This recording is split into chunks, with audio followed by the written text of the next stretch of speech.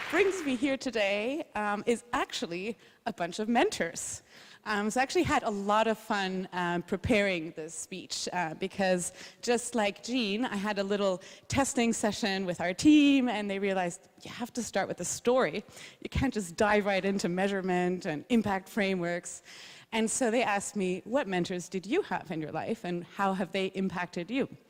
So I went through, my past and I came right away up with, let's see if this works, Pastor Strauch. So I grew up in Montreal, but I had a German mother with Lutheran evangelical roots, and so we went to a Lutheran church. And that was the one activity that was outside of school, that was without the parents, that I would do the youth group with the pastor. And Pastor Strauch was gay, and openly so, and he taught me that it's fine to be an outsider. And I think I always felt I had moved schools a lot, and I often felt I was the odd one. And he taught me it's actually cool to be a bit an outsider. And I think he was the one who helped me then seek other mentors later on. So this kind of ripple effect of mentors, I think, started off with Pastor Strauch. Then, fast forwarding to high school, I moved again, another school, New Brunswick. Here I had really cool mentors. They were almost like replacement parents, Mr. and Mrs. Thorne. I visited them actually this summer back in New Brunswick. They were thrilled, as you can see. They still look the same. And they were really like, they were the teddy bears. I could hug them, I could cry on their shoulders.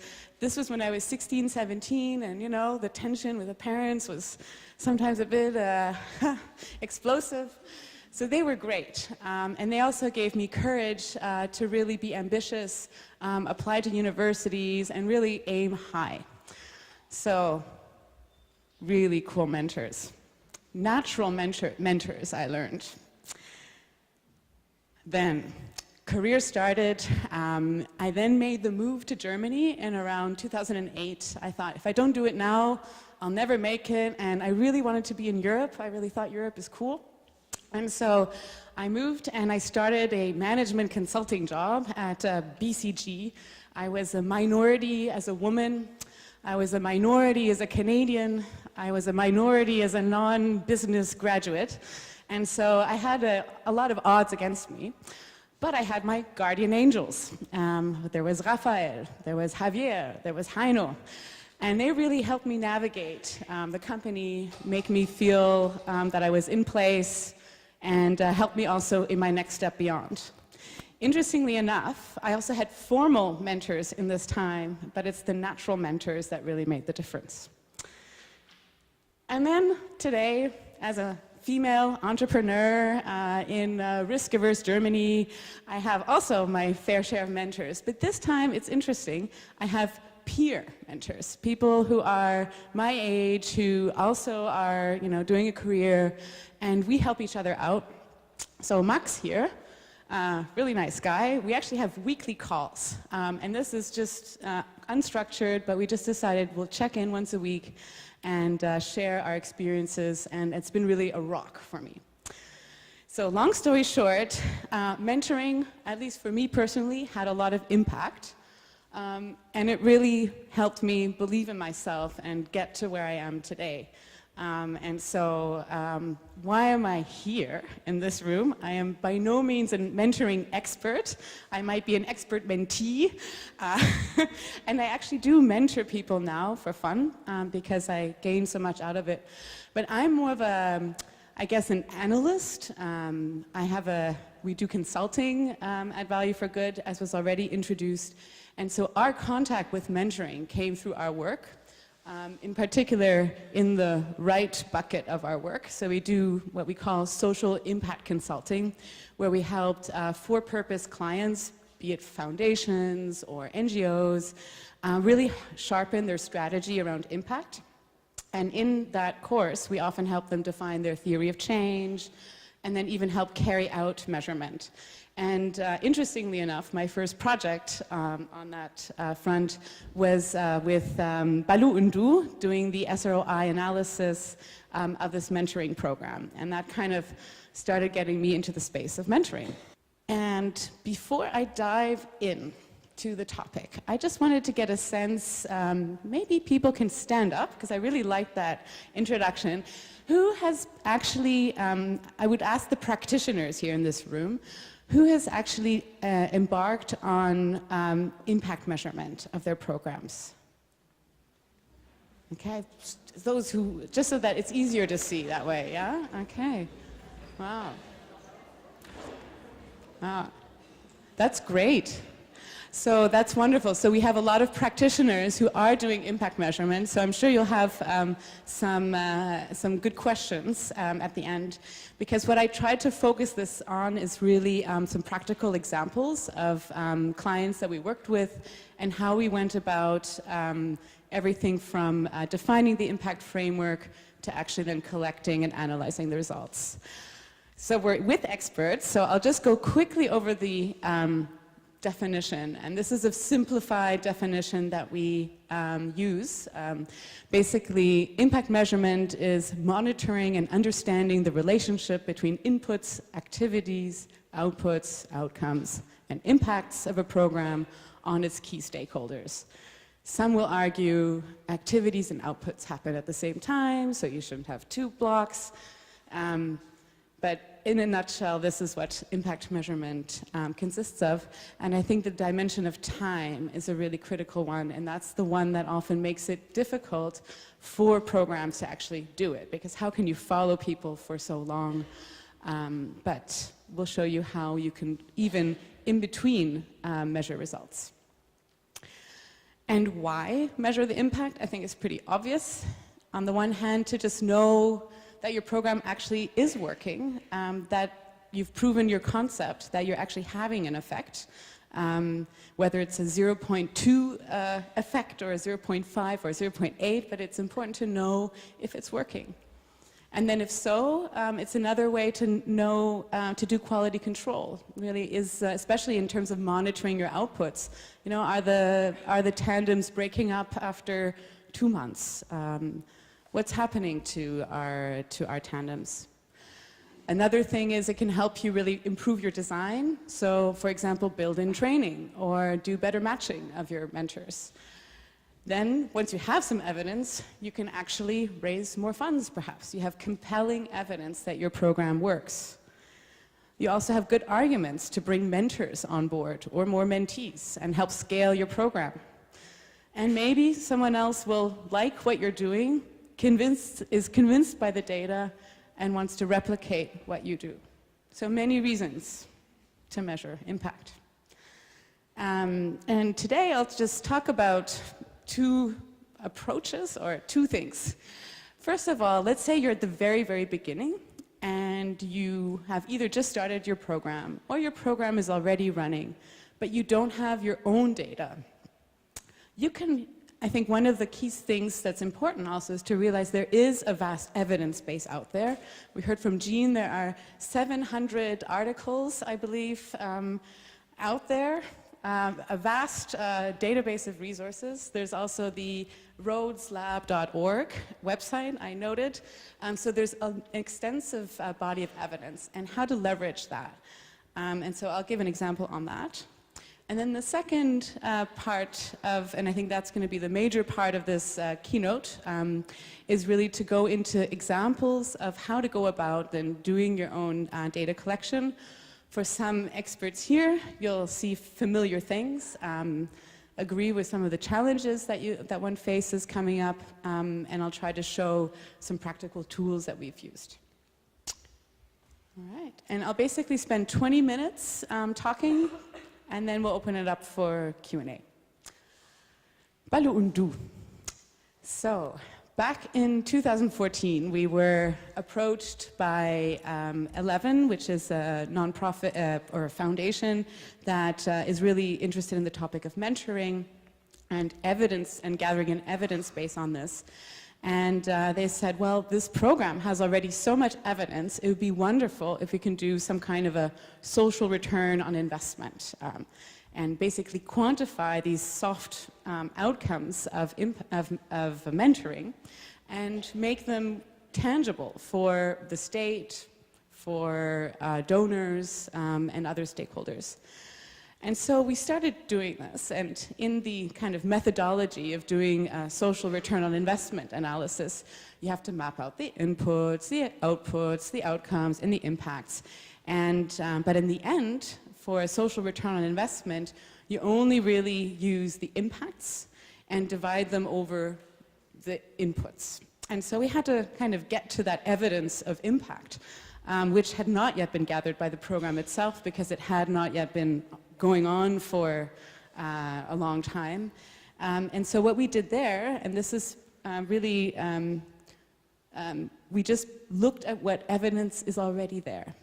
And I think one of the key frameworks that, that is useful for showing the impact of mentoring is the effect of environmental factors on these big 5 character skills, which are key for then longer-term life outcomes.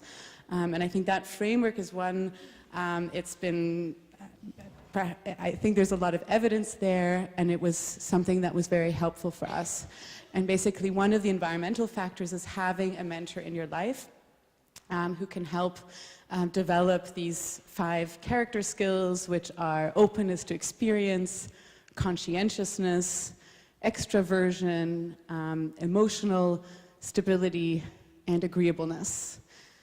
And the more one has those strengthened, the higher the effect on life outcomes, whether it's education, income, less delinquency, and better health. And there are numerous studies that help make that link. And so for the Balundu study, what we did is we did the logical link from their actual programs. The neat thing is that Balundu is it's a mentoring program that's associated with a university in Germany. And so the university, a lot of PhD students have used the program of Balundu to actually test certain things. So they did testing of stress levels in children who had mentoring versus no mentoring. So there was already some evidence to prove the shorter term outcomes, and we were basically able to link them to the impact. So that was basically one example on how you can use secondary research.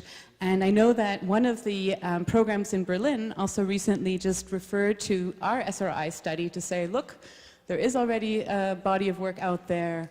There is a likelihood that it works. And I also heard that now this study is actually being, there's a longitudinal study that's being done of Balundu, which will then basically help prove or disprove our calculations or estimations in the SRI study. So we'll see. But now to the more interesting parts, and this is where we get our hands dirty. And I think this is where we move away from the academic, scientific environment into the real world. And I think these examples hopefully help you because they are for specific organizations that aren't necessarily very large, but have a component of mentoring in them. And essentially, the first one on the left, Harpswell, is it's a program in Cambodia. The target audience is university-aged women, and it is an intervention within which there's a mentoring component, if we remember the framework from before. And the other example is Morus 14, which is a mentoring program in Berlin, Neukölln, right here.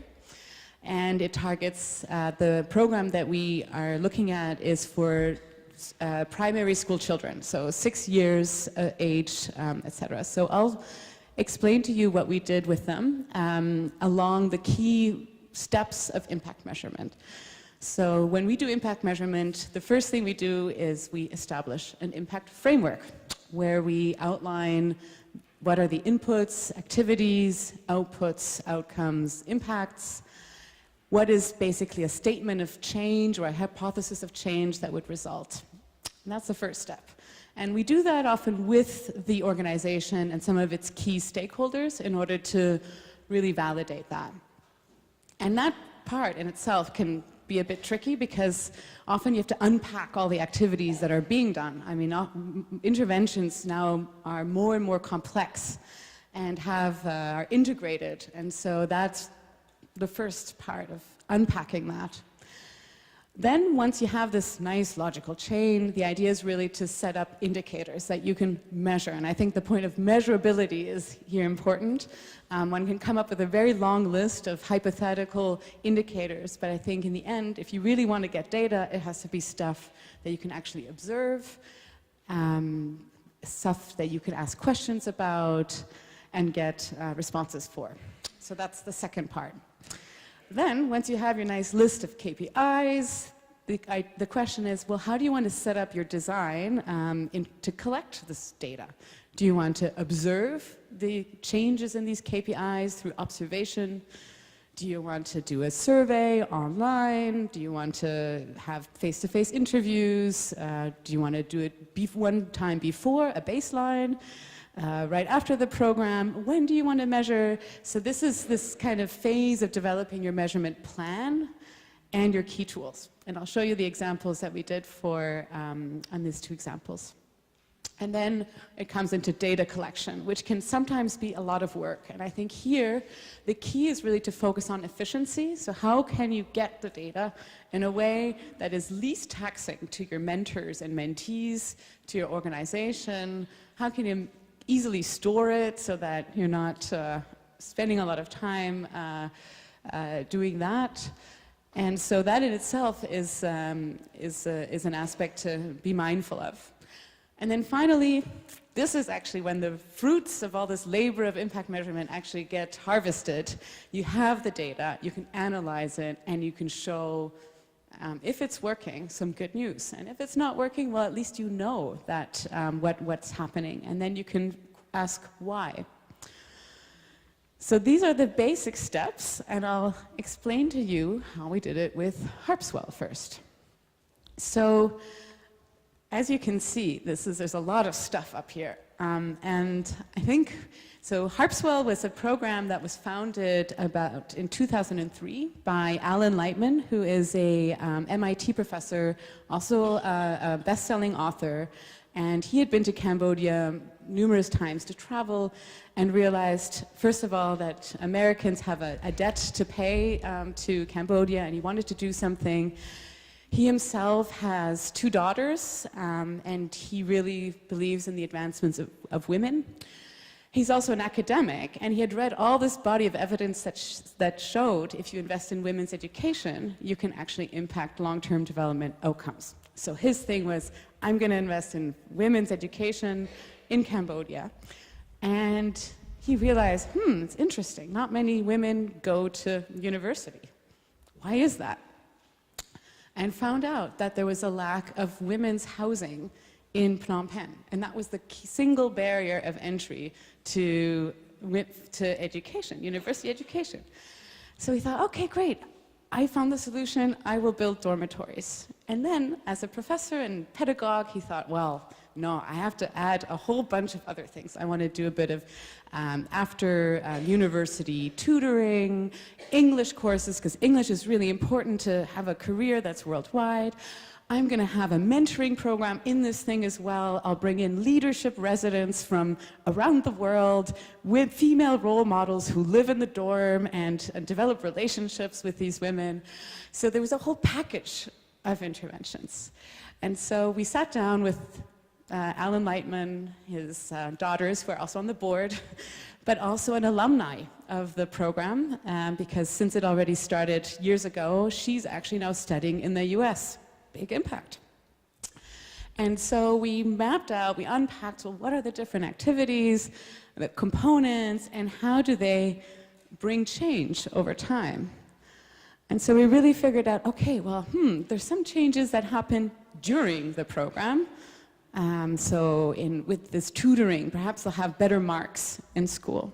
Perhaps they'll end up being top of the class. Wonderful. then, immediately after the program, maybe they'll have more skilled jobs than other women who end up being in garment factories, perhaps in Cambodia. So perhaps we can check that.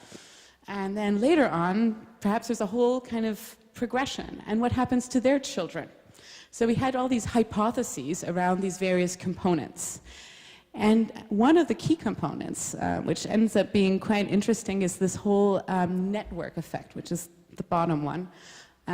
As a result of having this living together with other talented women who are potential leaders, you develop a peer network of peer mentors, actually, and how they help each other long term. And so after having done this part, which is sometimes trickier, and their post-it exercises are often really helpful because you can just kind of put your input, activity, output, outcome, impact.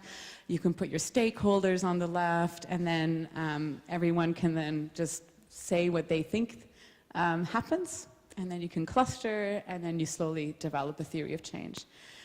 So once we did this, we then also did the indicators, what is measurable, and then we came up with measurement tools. And because we were, again, founder was a university professor, he really wanted to measure a lot. So we ended up developing 6 different surveys because we actually had different target groups. We had those that were dorm, who had just graduated high school, who were fresh out of the countryside. There were some different questions we wanted to ask them than those who were already in the program or who had recently graduated.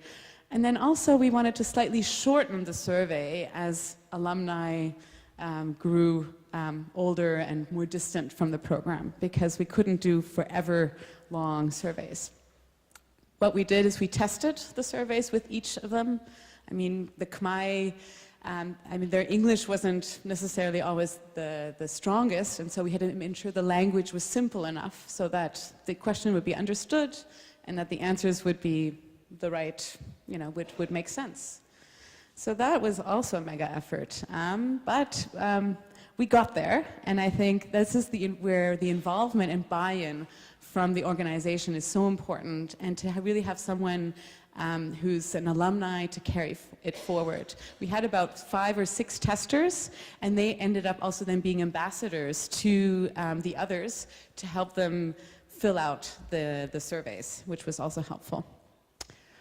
We then had a measurement plan for these 6 surveys. When does each survey get sent out? By whom?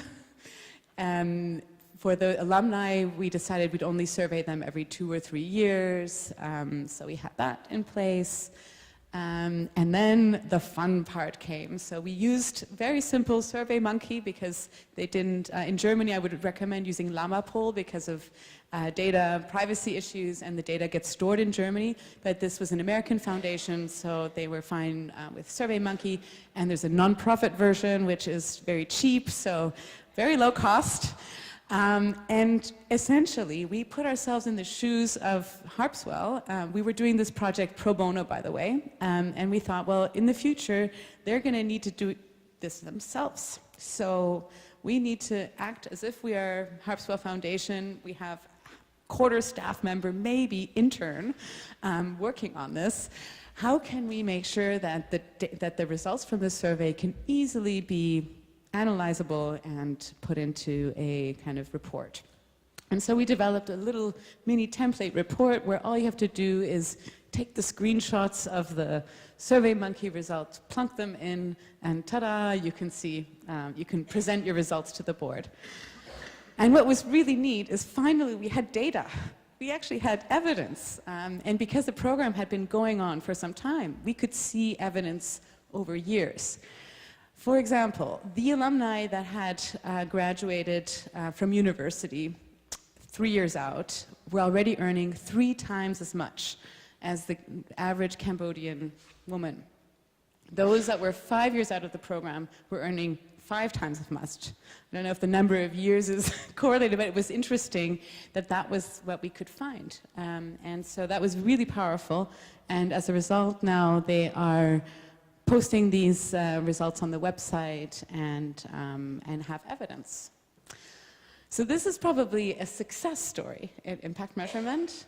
But actually what was neat is they didn't do impact measurement from the start. They came in later in the game and did it. And maybe that was helpful because they already had alumni that could show, look, this is how far we are.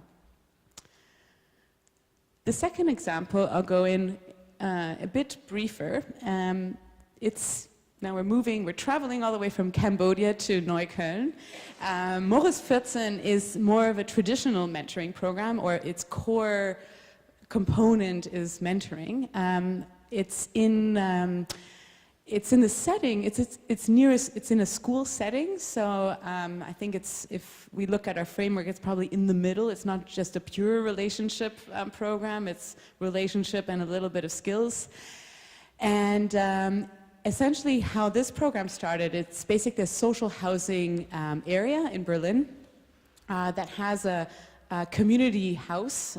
Often these social housing projects have a little community hall, and the community manager decided to start a mentoring program because he realized that in Germany, school ends quite early in the day, and there's a lot of time in the afternoon to either do nothing, watch TV, or just talk with your friends. And because there's a high percentage of immigrants who speak either Turkish or Arabic, there's a problem that a lot of children aren't using German after school, and it ends up having longer-term educational effects. And so he had the idea of putting in place a after-school program for children in that area. And basically also realized that what these children need is structure. So it's a very militarily organized program. If the mentor or the mentee don't show up at their allocated time slot, it gets noted down. It also gets noted down who was at fault. Was it the mentor who arrived late, or was it the mentee who arrived late? Also, if it doesn't take place, it gets really tracked. So lots of data on, oh, it was the mentor that was sick. Oh, no, it was the mentee who couldn't. So the neat thing is that there's this kind of regularity and real monitoring of what happens. And that's kind of led to perhaps the success of that program.